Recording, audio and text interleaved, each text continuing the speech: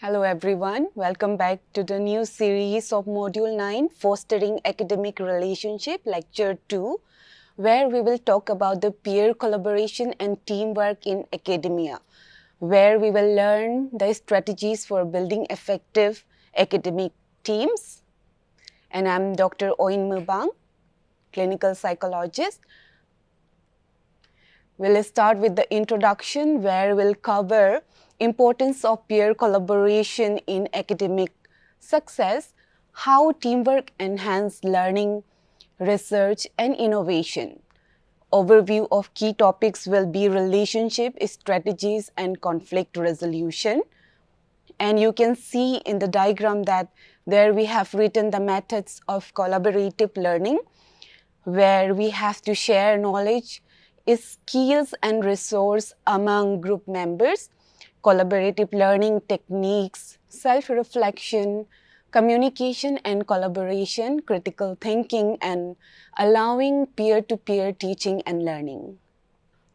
Coming into the importance of peer collaboration in academic, where we have to cover the encouragement, knowledge sharing, and diverse perspective.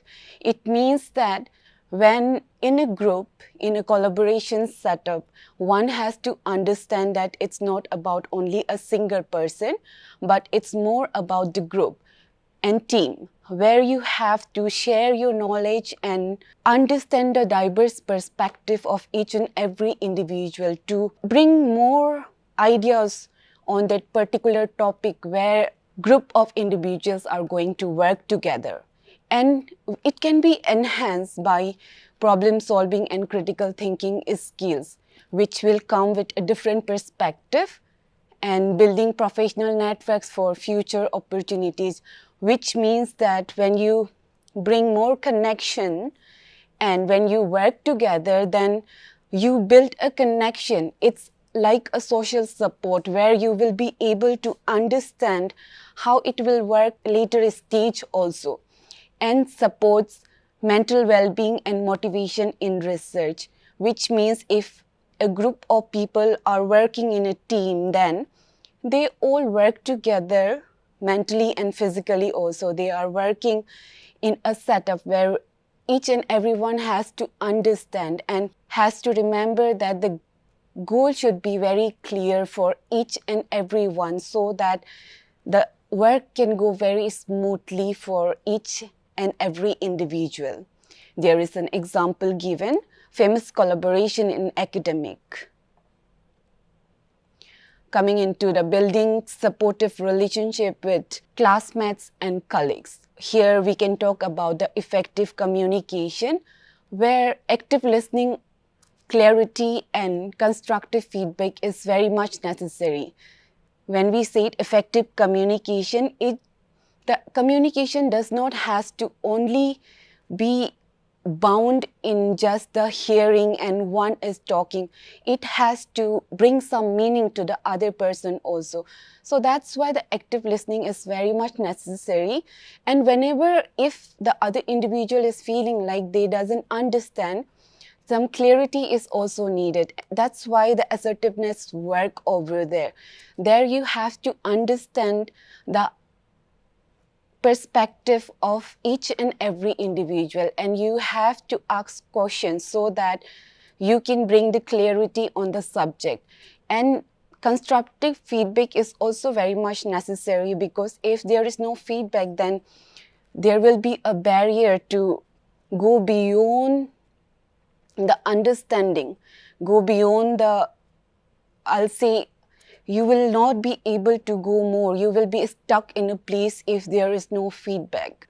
Trust and respect is also very much necessary. If you are working in a collaboration or in a team, then one must have to trust and respect each other. And they have to value the ideas and whatever the individual is bringing up into the table.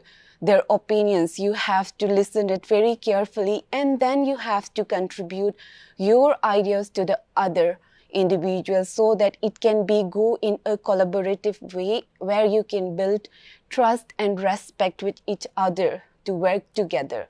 Professionalism, when we talked about the professionalism, it's very much necessary in every profession that there must have to be professionalism in every setup of work. It can be like, as we are talking about the peer collaboration in academics, it has to be very necessary that there must be a professionalism, so that if there is some deadline, then you can meet up onto that. There should be an accountability for the work. If one person has taken a work, then they have to remember that they must take the accountability of that, and ethical conduct has to be followed on that. Networking and community building is very much necessary, where you connect with the other people and building support for each other, not only for this academic area, not only for the college or the school setup, but also for the future, where you have to connect more vastly in a large number of groups. It can be done by joining the research groups or by publishing lots of journals on the other online sources. And when we can talk about the activity, there can be an icebreak activity where you can pair up and share one's academic challenge and how teamwork can overcome with it. You will see the difference on that. In that, I would also like to add one example. When you think about, like, if you are holding a thing in your palm only, that's very small. It will easily fit into this. But just try once. When we talked about the team and group, then you have to open your arms and see how many things can fit on that. It's a bigger thing than only the palm thing. Coming into the strategies for effective collaboration in group project and research. Here we have to assign tasks for the team and strengthen the work where we are working, and there everyone's expertization can come into that place. We have to establish a very clear communication and deadline for everything, so that the work can be done in a limited period of time which has been given. And setting common goals are very important when coming into the collaborative work, where you have to work in a team. So that objective is very much necessary for every project and research. Utilizing collaboration tool.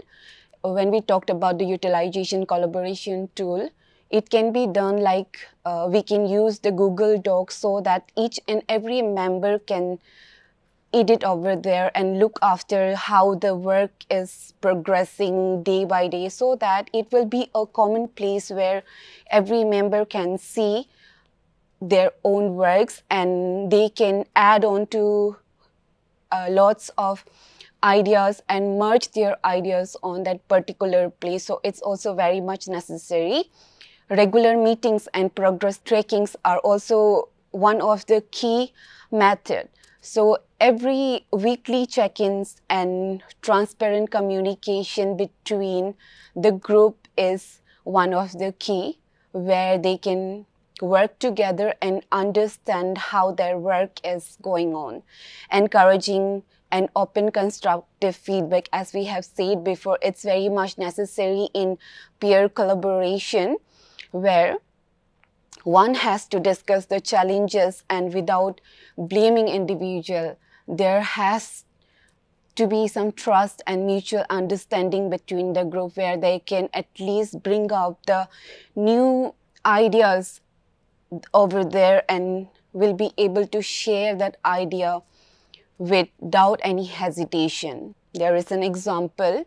A successful research team and use a structured collaboration method can bring a lot of success and success rate, I'll say, in the peer collaboration and a teamwork. When we talked about resolving conflict and fostering mutual respect in academic things, it covered the common sources of conflict, because a large number of people are working together in the team. So it's very obvious that there maybe some conflict will arise in between. So we have to remember that we have to distribute the work equally to each and every one, and we have to define the role of each and every team member, where the one can be the summarizer, one can be the planner, other can be the clarifier. So that way we can divide the work and distribute the workload among us.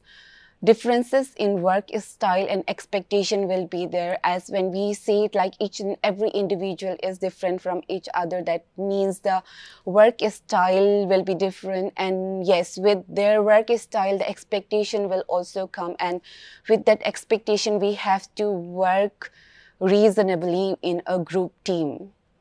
Miscommunication and misunderstanding can happen if there is no clear communication. That's where the assertive will work, where one has to keep the mutual understanding and respect for the other individual, other team member. And there you have to remember that you have to clarify the things with the other individual, so that there will be a less conflict in a peer collaboration or a team member. Conflict resolution strategies also address early, like through open dialogue, where you have to open yourself and discuss as much as possible, instead of keeping everything inside yourself and just expecting the other person will do it. It's necessary that you have to come with that conflict and resolve it. Using the I statement will be the best way, where you can express it in a more explicit way. And seeking mediation is also necessary from the faculty advisory or a neutral third party, as when we work in a team or a collaborative way, then there may arise some of the conflicts which may not be resolved by the two person or the group. So then you have to remember that if there is any senior person or anyone who can help you on that field, then take the help of that also. That will be a good method to resolve the conflict. Fostering mutual respect, recognizing and appreciation each member's contribution is very much necessary. When we say it like recognizing and appreciating each team member's contribution, that means that whenever you come up with a thought of or ideas on that way, and if you are presenting it anywhere, for example, if you are presenting it in front of the other people, you can state that it has been bring up from that person, where you are acknowledging the person's work and telling them that that idea has been come from that person, and yes, they are worthy of that, and they can feel the recognition over there.